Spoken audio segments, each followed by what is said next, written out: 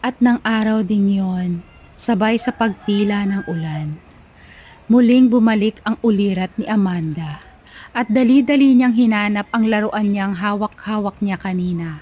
Ang manikang kahoy, na may kamay na kahoy, may paang kahoy at may damit na dahon. At kinausap niya ito. Wala siyang ibang nabanggit dahil si Amanda ay 6 na taong gulang ng mga panahong iyon. Ito ang kanyang nasabi sa kanyang manika. Ay, andito ka pa pala, buti hindi ka nawala. Maglaro tayo. Eto ka kunyari, eto ako kunyari. Naglalakad tayong dalawa. Pamaya-maya pa, lumabas ang kanyang ama sa kanilang kubo at tiningnan ang katayuan ni Amanda na nakaupo sa lupa. Napatingin lamang si Amanda sa kanyang ama na parang walang nangyari at natsambit ang salitang, "Tay, naglalaro lang po ako dito sa baba."